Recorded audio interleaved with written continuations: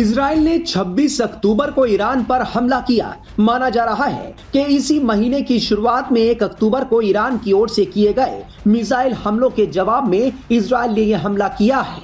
वहीं इस हमले के बाद अमेरिका ने इजराइल के प्रति अपने समर्थन की पुष्टि करते हुए ईरान को जवाबी कार्रवाई न करने की चेतावनी दी है।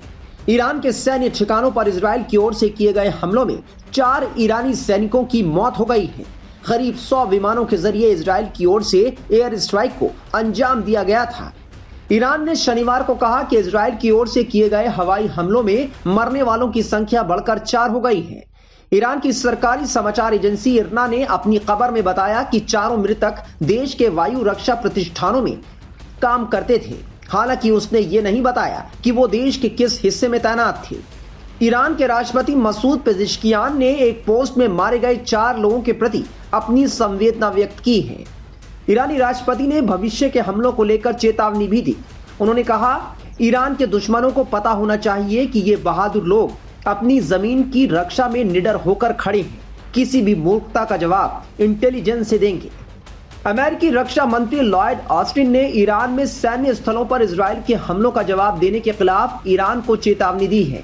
उन्होंने कहा है कि ईरान को इजराइल के हमलों का जवाब देने की गलती नहीं करनी चाहिए, जो एक दूसरे पर अटैक के अंत का संकेत होना चाहिए। इजरायली हमले को लेकर सबसे ज्यादा चिंता इस बात की थी कि अटैक न्यूक्लियर साइट्स पर ना हो। अमेरिका ऐसा ना करने का दबाव भी इजराइल पर बनाता रहा है। वहीं अंतर्राष्ट्रीय परमाणु ऊर्जा एजेंसी IAEA के चीफ ने एक्स पर जानकारी दी कि इजराइल की एयर स्ट्राइक में न्यूक्लियर फैसिलिटी क्षतिग्रस्त नहीं हुई है। राफेल मारियानो ग्रोसी ने लिखा, ईरान की परमाणु फैसिलिटी पर कोई प्रभाव नहीं पड़ा है। IAEA निरीक्षक सुरक्षित हैं और अपना महत्वपूर्ण कार्य जारी रख रहे हैं। मैं ऐसे कदम को लेकर संयम बरतने का आह्वान करता हूं, जो परमाणु या बाकी रेडियो एक्टिव सामग्री की सुरक्षा खतरे में डाल सकते हैं। अब दुनिया की नजर इस बात पर टिकी है कि ईरान का अगला कदम क्या होगा। क्या ये युद्ध यहीं रुक जाएगा या फिर ईरान और इजराइल में युद्ध और घातक रूप लेगा? आइए जानते हैं ईरान और इजराइल में किसकी सेना ज्यादा शक्तिशाली है। 2023 के ग्लोबल फायर पावर इंडेक्स के मुताबिक 145 देशों की सूची में इजराइल का स्थान 18वां है, जबकि ईरान एक पायदान ऊपर यानी 17वें स्थान पर काबिज है। ईरान की सेना में कुल सैनिकों की संख्या 10,15,000 है, जबकि ईरान में 5,75,000 एक्टिव और 35,000 रिजर्व सैनिक है। इसके अलावा 90,000 पैरामिलिट्री के जवान भी ईरान के पास है। इजरायली सेना में कुल सैनिकों की संख्या 6,46,000 है।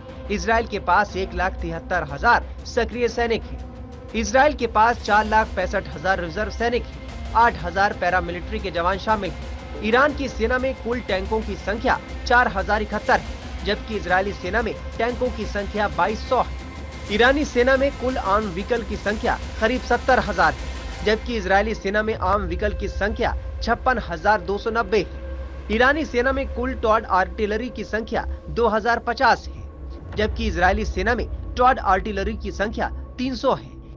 इजरायली नौसेना में कुल कर्मियों की संख्या 20,000 है, जबकि ईरानी नौसेना में भी कुल कर्मियों की संख्या 20,000 है।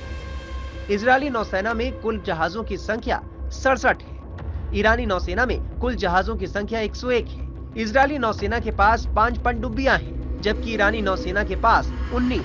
इजरायली वायुसेना में कुल विमानों की संख्या 601 है, जबकि ईरानी वायुसेना के पास 541 विमान है। इजरायली वायुसेना में कुल लड़ाकू विमानों की संख्या 241 है, जबकि ईरानी वायुसेना में कुल लड़ाकू विमानों की संख्या 196 है। इजरायली वायुसेना में कुल हेलीकॉप्टरों की संख्या 126 है, जबकि ईरानी वायुसेना के पास भी 126 हेलीकॉप्टर है। इजरायली वायुसेना में कुल अटैक हेलीकॉप्टरों की संख्या 48 है, जबकि ईरानी वायुसेना में कुल अटैक हेलीकॉप्टरों की संख्या 12 है।